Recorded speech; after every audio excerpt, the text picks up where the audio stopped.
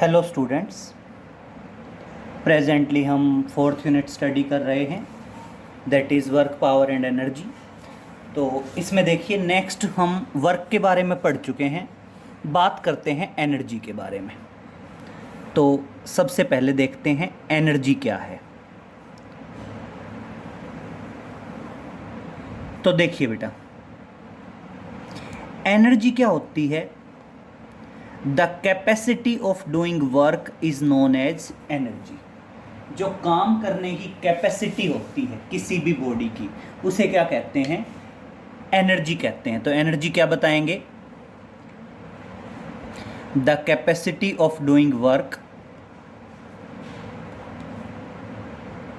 The capacity of doing work is known as energy of the body, is known as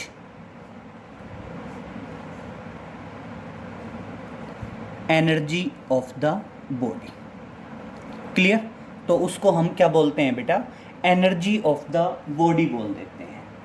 clear? ध्यान रखेंगे, energy एक scalar quantity है बेटा, और इसकी एसआई मेजरिंग यूनिट जूल होती है। ये कुछ फिक्स पॉइंट्स हैं। देखो, आप क्या बताओगे? एनर्जी जो है, it is a scalar quantity. ये कैसी क्वांटिटी है? एक स्केलर क्वांटिटी है। इट्स डायमेंशनल फॉर्मूला इज, बेटा इसका जो डायमेंशनल फॉर्मूला है वो क्या है? That is m1 L2 T-2। This is the dimensional formula of energy. ये क्या है? एनर्जी का डायमेंशनल फॉर्मूला है। इसकी मेजरिंग यूनिट की बात करें तो बेटा इसकी मेजरिंग यूनिट्स क्या हैं? बेटा एनर्जी की मेजरिंग यूनिट्स होती हैं, जूल भी बोलते हैं हम, कैपिटल जे से डिनोट करते हैं, और एक बोला जाता है बेटा अर्ग। और क्या है? 1 जूल इज इक्वल टू 10⁻⁷ अर्ग। क्लियर? जूल क्या है? जूल एनर्जी की मेजरिंग यूनिट है एसआई सिस्टम में। क्लियर? और अर्ग जो मेजरिंग यूनिट है वो किस में है? That is in CGS system. वो किस में है? आपके सीजीएस सिस्टम में। क्लियर? इसके अलावा एक और ध्यान रखेंगे बेटा, एनर्जी की मेजरिंग यूनिट होती है electron volt, that is EV से डिनोट करते हैं। दैट इज, एक तो ये मेजरिंग यूनिट हो गई जूल और अर्ग। इसके अलावा एक मेजरिंग यूनिट होती है बेटा electron volt. 1 electron volt. Electron volt को शॉर्ट में लिखते हैं ईवी। और बेटा ध्यान रखेंगे, आपकी जो 1 इलेक्ट्रॉन वोल्ट एनर्जी होती है वो बराबर होती है 1.6 × 10⁻⁹ जूल के इक्वल। क्लियर? ध्यान रखेंगे, तो एनर्जी की एक मेजरिंग यूनिट होती है इलेक्ट्रॉन वोल्ट, जिसको शॉर्ट में ईवी लिखते हैं। और 1 इलेक्ट्रॉन वोल्ट एनर्जी कितनी एनर्जी के बराबर होती है? 1 इलेक्ट्रॉन वोल्ट एनर्जी बराबर होती है 1.6 × 10⁻⁻19 जूल।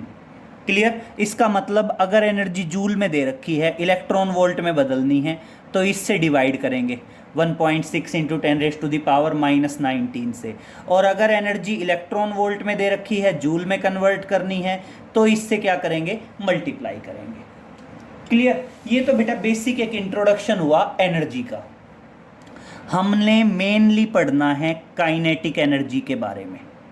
तो देखिए, हम मेनली पढ़ने वाले हैं that is kinetic energy. Clear? तो देखिए, स्टार्ट करते हैं, दैट इज काइनेटिक एनर्जी।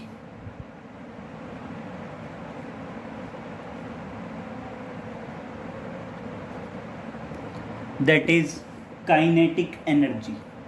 और सुनो बेटा, काइनेटिक एनर्जी क्या बताएंगे? काइनेटिक एनर्जी बताएंगे the energy possessed by the body due to its motion, मतलब किसी भी बॉडी में मोशन की वजह से जो एनर्जी होती है, भाई कोई भी बॉडी है और उस बॉडी की जो एनर्जी मोशन की वजह से होती है, मूविंग कंडीशन की वजह से जो एनर्जी होती है, उसे हम क्या कहते हैं, that is known as the kinetic energy. Clear हुआ बेटा? तो देखिए काइनेटिक एनर्जी क्या बता देंगे, काइनेटिक एनर्जी में बता देंगे the energy of the body, energy of the body due to its motion, due to its condition of motion बोल दो, या due to its moving condition बोल दो, या बोल दो due to its motion, is known as kinetic energy of the body, is known as kinetic energy of the body। उसको हम क्या बोलते हैं, काइनेटिक एनर्जी बोलते हैं। किसकी kinetic energy? That is kinetic energy of the body.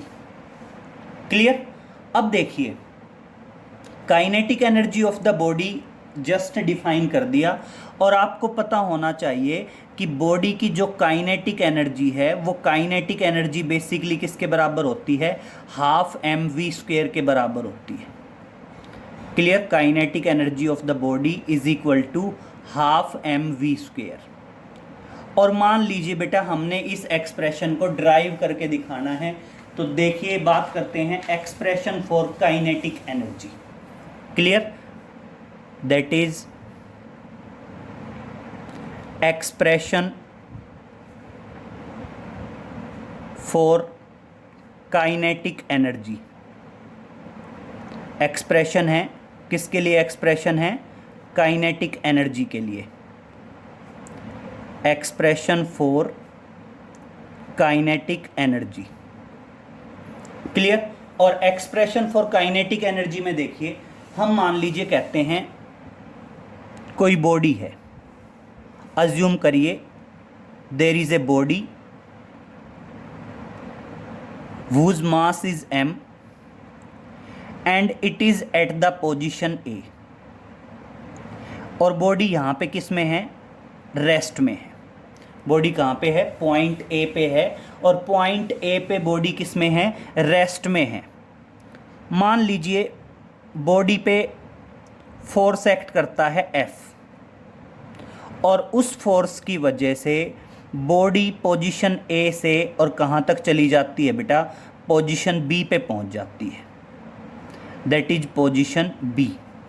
और मान लीजिए ए से बी पोजीशन तक, ए से बी पोजीशन तक मान लीजिए डिस्प्लेसमेंट है S। ए से बी पोजीशन तक डिस्प्लेसमेंट क्या है बेटा? S है। तो अब मेरी बात सुनिए बेटा, हमने क्या कैलकुलेट करनी है? काइनेटिक एनर्जी कैलकुलेट करनी है। तो देखिए दोबारा कंडीशन सुन लीजिए, बॉडी ए पे थी, रेस्ट में थी। बॉडी कहाँ पे थी? पॉइंट ए पे थी और रेस्ट में थी। बॉडी पे F फोर्स लगा, और F फोर्स की वजह से बॉडी S डिस्प्लेसमेंट कवर करके और कहाँ पहुँच गई? पॉइंट B पे पहुँच गई। और पॉइंट B पे बॉडी की वेलोसिटी मान लीजिए v है। पॉइंट B जो है वहाँ पे बॉडी की वेलोसिटी क्या है? v है। क्लियर? और अब हमने क्या निकालना है बेटा? काइनेटिक एनर्जी निकालना है। काइनेटिक एनर्जी बेसिकली किसके बराबर होगा बेटा? बेसिकली बराबर होगा वर्क डन के। और वर्क डन क्या रहेगा बेटा? Force into complete displacement S था, मैं स्मॉल डिस्प्लेसमेंट मानता हूँ ds। और बेटा इसका क्या कर देते हैं? इंटीग्रेशन कर देते हैं, that is from initial position to final position. कहाँ से कहाँ तक इंटीग्रेशन? इनिशियल पोजीशन से और फाइनल पोजीशन तक। तो इस तरह से देखिए आप बताओगे हमने निकालना है काइनेटिक एनर्जी। काइनेटिक एनर्जी बराबर है वर्क डन के, और वर्क डन में फोर्स इनटू डिस्प्लेसमेंट। बेटा फोर्स क्या आ जाएगा?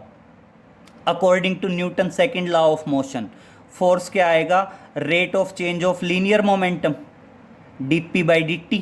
और इनटू क्या है ds तो है ही, रेफरेंस दे देंगे क्योंकि Newton second law of motion कहता है कि फोर्स किसके बराबर होगा, rate of change of linear momentum के बराबर होगा according to Newton second law of motion. Clear. अब देखिए बेटा बात करते हैं लीनियर मोमेंटम। बेटा लीनियर मोमेंटम रहेगा mass into velocity mv। Clear. और इनटू क्या आ गया ds। बेटा m बाहर इंटीग्रेशन के मास जनरली कांस्टेंट होता है, इंटीग्रेशन में क्या बचा dv/dt और इनटू क्या आ गया ds। और अब मेरी बात सुनिए, दैट इज ds/dt, ये जो पोर्शन है ये क्या आ जाएगा v आ जाएगा। वेलोसिटी किसके बराबर होता है, rate of change of displacement is known as the velocity. जो rate of change of displacement है वो किसके बराबर होता है, वेलोसिटी के बराबर होता है। तो वेलोसिटी के बराबर होगा तो बेटा m बाहर और इंटीग्रेशन में क्या बच गया v dv बच गया।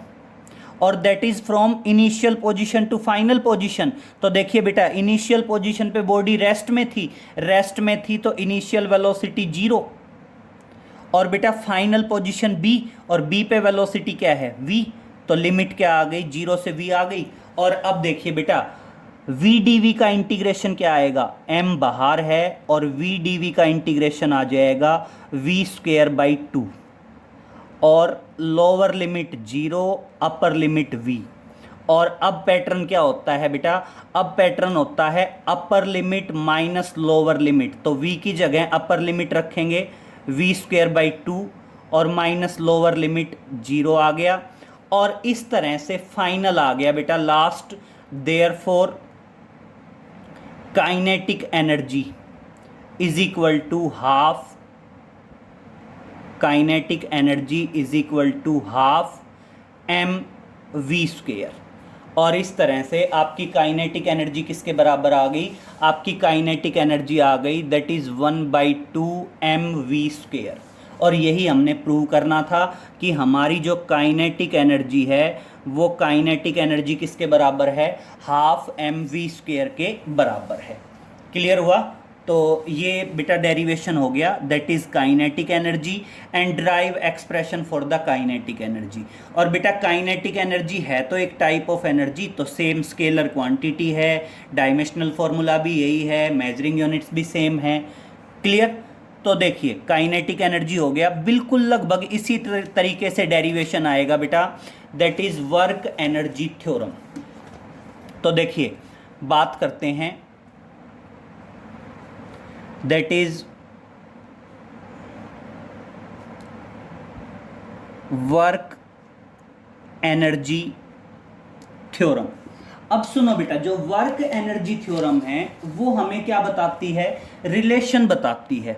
That is work energy theorem.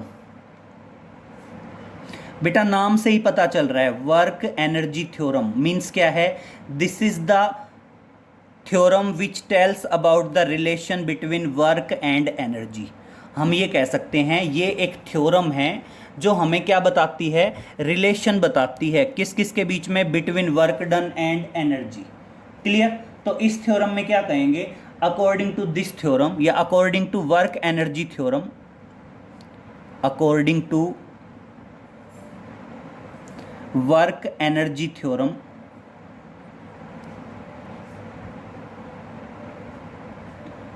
the work done is equal to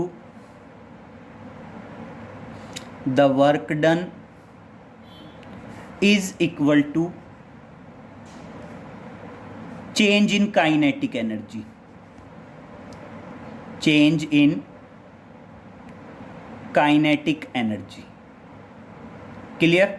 आपका जो वर्क डन रहेगा वो वर्क डन किसके बराबर रहेगा, चेंज इन काइनेटिक एनर्जी के इक्वल रहेगा। Clear. The work done will be equal to change in kinetic energy, मतलब आपका जो वर्क डन रहेगा वो वर्क डन किसके बराबर रहेगा, that is equal to change in kinetic energy. Clear. और चेंज इन काइनेटिक एनर्जी का मतलब क्या है बेटा, kinetic energy of final position that is kinetic energy of final position minus kinetic energy of initial position. Clear? तो आप बता सकते हैं kinetic energy of final position minus kinetic energy of initial position. This is the work energy theorem. अब देखिए बेटा, इसको proof कैसे देंगे, इसका वर्क एनर्जी थ्योरम को प्रूव कैसे करेंगे? तो हम बात करते हैं that is proof of work energy theorem या derivation of work energy theorem. Clear? Work energy theorem के प्रूफ की बात करते हैं। तो देखिए, that is proof of work energy theorem. Proof में कुछ नहीं करना है, सेम डायग्राम जो अभी अभी हमने काइनेटिक एनर्जी वाला बनाया था, सेम डायग्राम का रेफरेंस देंगे। क्या रेफरेंस देंगे? समझिए। मान लीजिए बॉडी है जिसका मास है m, which is at position A, और यहां पे बॉडी की वेलोसिटी है v1। क्लियर? मान लीजिए बॉडी पे फोर्स लगता है F, और F फोर्स की वजह से बॉडी S डिस्प्लेसमेंट कवर करने के बाद पोजीशन B पे पहुंच जाती है। मतलब पोजीशन A से और आपके पोजीशन B तक डिस्प्लेसमेंट है S, और मान लीजिए पोजीशन B पे जो है बॉडी की वेलोसिटी आई v2। क्लियर हुआ? इंट्रोडक्शन में 2-3 लाइनों में लिख देंगे, consider a body of mass m which is moving with velocity a at position which is moving with velocity v1 at position a. F force act on the body and body reaches to the position b by covering a distance s and the velocity at point b is v2. b पे velocity क्या है बेटा? v2 है। और अब देखिए बात करते हैं, वर्क डन निकालना है। अब देखिए बेटा, वर्क डन W किसके बराबर रहेगा? Integration force into displacement. और बेटा स्मॉल डिस्प्लेसमेंट करके उसका हम क्या कर दें? इंटीग्रेशन कर दें। सेम बेटा रेफरेंस दे देंगे। क्या रेफरेंस देंगे? फोर्स की जगह आ जाएगा rate of change of linear momentum, that is dp/dt, और इनटू क्या आ गया? ds। रेफरेंस देंगे, फोर्स किसके बराबर होता है? Rate of change of linear momentum के बराबर होता है according to Newton second law of motion. बेटा Newton second law of motion हमने पढ़ा है ना, कि force is equal to rate of change of linear momentum. Clear? तो rate of change of linear momentum की बात आ गई। तो अब देखिए बेटा, आगे शुरुआत करते हैं, सॉल्व करते हैं फर्दर। देखिए क्या है? Work done W that is rate of change of linear momentum d/dt। बेटा लीनियर मोमेंटम हो गया आपका मास इनटू वेलोसिटी, और इनटू आ गया ds, इनटू क्या आ गया? ds आ गया डिस्प्लेसमेंट। अब देखिए बेटा, जनरली बॉडी का मास कांस्टेंट होता है, मास कांस्टेंट होता है तो m बाहर आ गया, और क्या आ गया? दैट इज dv/dt, और इनटू क्या आ गया? ds। क्लियर? फिर रेफरेंस दे देंगे कि वेलोसिटी v किसके बराबर होता है? ds/dt के बराबर होता है। वेलोसिटी v किसके बराबर होता है? ds/dt के बराबर होता है। तो देखिए ds/dt जो है वो किसके बराबर है? v के बराबर है। v और इंटू dv। सेम पैटर्न था पिछले लास्ट जो हमने काइनेटिक एनर्जी का भी डेरिवेशन किया। बस बेटा अब एक छोटा सा पॉइंट है, वहाँ इनिशियली बॉडी रेस्ट में मानी गई थी और बाद में वेलोसिटी थी v, लेकिन यहाँ पे बॉडी की इनिशियल वेलोसिटी है v1 और बेटा बॉडी की फाइनल वेलोसिटी है v2। और अब देखिए आप क्या बताओगे? v dv का इंटीग्रेशन क्या आएगा? m ऑलरेडी बाहर है, और बेटा v dv का इंटीग्रेशन आ जाएगा v²/2, और limit that is from v1 to v2। ये लिमिट है v1 से और v2 तक। और अब देखिए सिचुएशन क्या रहेगी? अब सिचुएशन रहेगी m अपर लिमिट v की जगह v2 रखेंगे, दैट इज v2 का स्क्वायर बाई 2, और माइनस लोअर लिमिट v1 का स्क्वायर बाई 2। क्लियर। और अब आगे देखिए सिचुएशन क्या है। नेक्स्ट रहेगा m, ब्रैकेट खोल दें, दैट इज m v2 का square by 2 minus m v1 का स्क्वायर बाई 2। क्लियर। और अब देख लीजिए बेटा ये क्या आ गया, that is kinetic energy of final point. Clear. Minus क्या आ गया, that is kinetic energy of initial point. Kinetic energy of final point minus kinetic energy of initial point. आ गया समझ में। ये क्या है आपका state and prove work energy theorem. Clear. अब बेटा वर्क एनर्जी थ्योरम पे देखो आपके क्वेश्चन भी आ सकते हैं। अगर मैं वर्क एनर्जी थ्योरम पे क्वेश्चन की बात करूं तो चलो एक क्वेश्चन कैरिड आउट करते हैं वर्क एनर्जी थ्योरम पे। तो देखिए हाँ, एक चीज और ध्यान रखेंगे बेटा, जरूरी नहीं है कि हमने ये तो कह दिया कि जब वर्क एनर्जी थ्योरम की बात करेंगे तो उस टाइम पे आपका क्या रहेगा, वर्क डन रहेगा kinetic energy of final point minus kinetic energy of initial point. लेकिन नोट में डालेंगे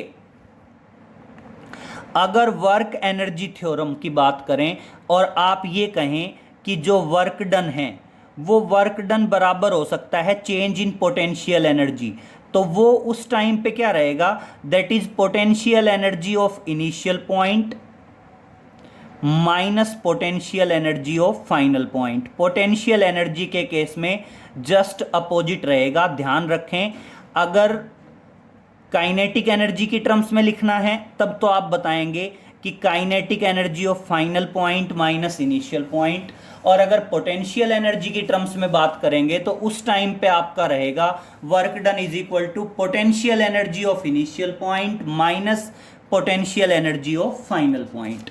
क्लियर। एक न्यूमेरिकल देखते हैं। देखिए न्यूमेरिकल की बात करते हैं, समझिए।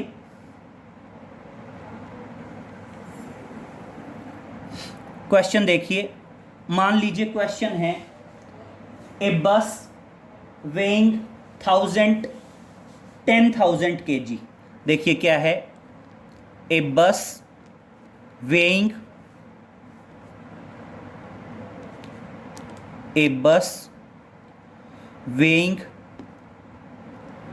10,000 kg is moving with a speed of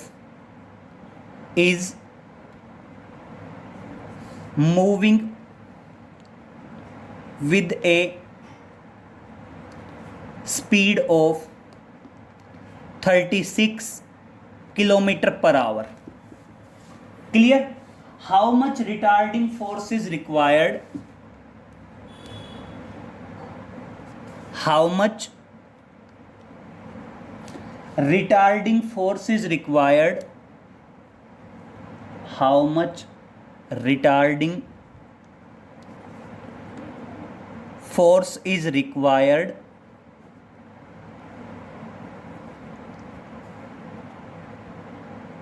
to stop this bus,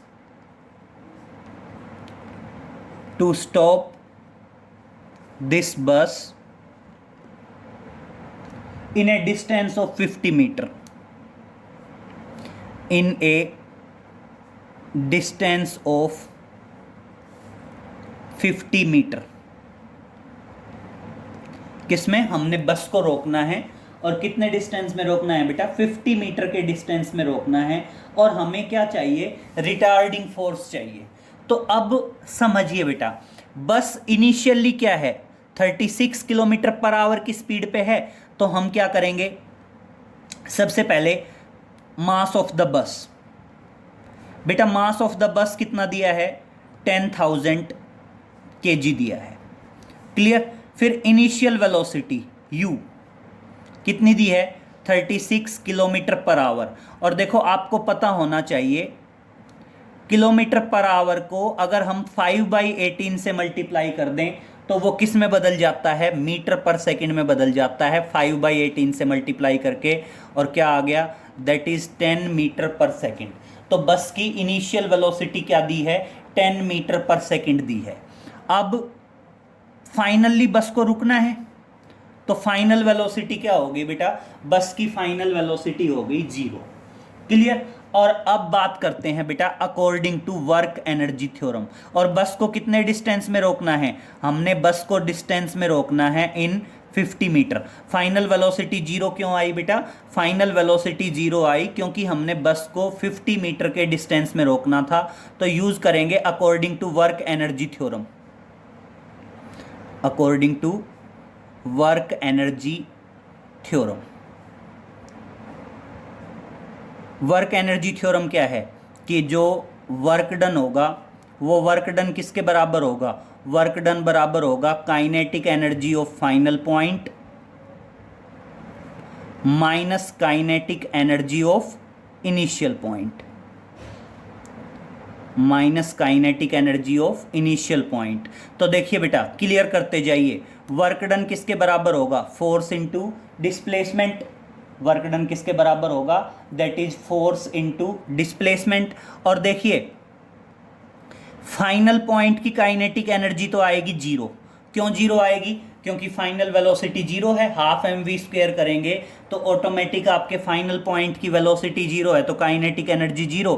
और इनिशियल पॉइंट की काइनेटिक एनर्जी देखिए, हाफ मास और इनटू वेलोसिटी का स्क्वायर, दैट इज 10 का स्क्वायर। फोर्स मैंने निकालना है, डिस्प्लेसमेंट 50 दिया है, दैट इज 0 माइनस कितना आ जाएगा 5000 और इनटू 10 का स्क्वायर। 10 का स्क्वायर क्या आएगा बेटा 100। अब दोनों तरफ 50 से डिवाइड होगा, दोनों तरफ 50 से डिवाइड होगा, तो इस तरह से ये फोर्स की वैल्यू किसके बराबर आ गई, 50 कैंसिल होगा तो 50 आएगा और कितना आएगा माइनस 10,000 न्यूटन। और बेटा ये जो नेगेटिव साइन है ना बेटा, ये नेगेटिव साइन शो कर रहा है the force is retarding force. इस तरह से ये जो नेगेटिव साइन आया है, ये नेगेटिव साइन शो कर रहा है कि फोर्स इज रिटार्डिंग। और बस फाइनल बता दोगे, therefore retarding force, therefore that is retarding force. और आपका रिटार्डिंग फोर्स कितना आ गया, retarding force is equal to 10,000 newton. आपका रिटार्डिंग फोर्स कितना है, 10,000 न्यूटन है।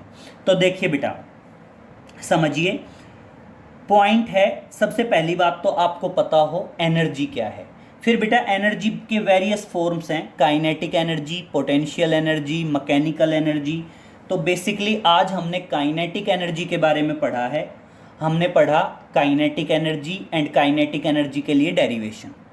क्लियर। नेक्स्ट हमने पढ़ा वर्क एनर्जी थ्योरम। और ध्यान रखना work energy theorem kinetic energy के केस में तो आएगा kinetic energy final minus kinetic energy initial. ये 2-3 पॉइंट आप पक्का नोट में ध्यान रखेंगे। क्या नोट में ध्यान रखेंगे, पहला पॉइंट कि आपका वर्क डन बराबर रहेगा kinetic energy of final point minus kinetic energy of initial point. Clear. दूसरा अगर पोटेंशियल एनर्जी की टर्म्स में बताएंगे तो क्या बताएंगे, that is potential energy of initial point minus potential energy of final point. Clear. तीसरी चीज, तीसरा पॉइंट ध्यान रखेंगे, that is electron volt, EV, that is the measuring unit of energy, that is the measuring unit of energy। ये measuring unit है, किसकी measuring unit है, energy की मेजरिंग यूनिट है इलेक्ट्रॉन वोल्ट। ध्यान रखेंगे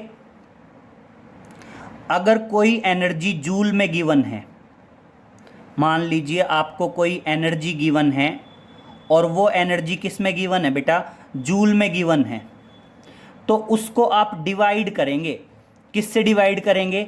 1.6 इंटू 10⁻⁻19 से, और डिवाइड करते ही वो एनर्जी किस में बदल जाएगी? इलेक्ट्रॉन वोल्ट में बदल जाएगी। क्लियर? और अगर आपको एनर्जी दे रखी है इलेक्ट्रॉन वोल्ट में, तो आप उसको मल्टीप्लाई करेंगे। किससे मल्टीप्लाई करेंगे? मल्टीप्लाई करेंगे दैट इज 1.6 इंटू 10⁻⁻19 से, और मल्टीप्लाई करेंगे तो वो एनर्जी बदल जाएगी that is in joule. Clear? तो ध्यान रहेगा, अगर एनर्जी जूल में है तो इससे डिवाइड करेंगे तब इलेक्ट्रॉन वोल्ट में बदलेगी, और अगर इलेक्ट्रॉन वोल्ट में है तो मल्टीप्लाई करेंगे तो किस में बदलेगी? आपकी जूल में बदलेगी। ध्यान रहेगा। तो इलेक्ट्रॉन वोल्ट किसकी मेजरिंग यूनिट है? Electron volt is the measuring unit of the energy. Clear? तो इतना कर लेंगे बेटा, बाकी आगे नेक्स्ट लेक्चर में मिलेंगे। Okay, thank you.